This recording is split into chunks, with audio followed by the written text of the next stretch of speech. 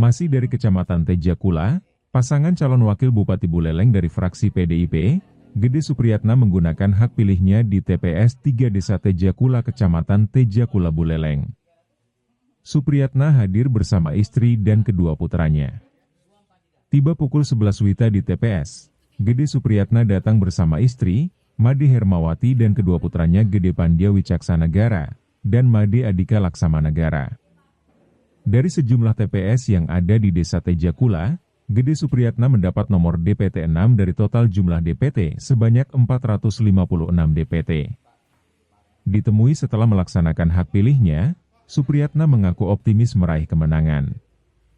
Khusus di daerah Tejakula, ia mengaku optimis bisa meraih target 70-80% suara.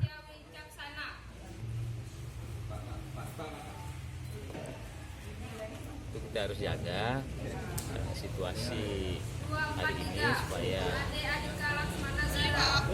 hari pencoblosan ini bisa berjalan dengan lancar, kondusif, dan tentu saya berharap partisipasi masyarakat Buleleng ini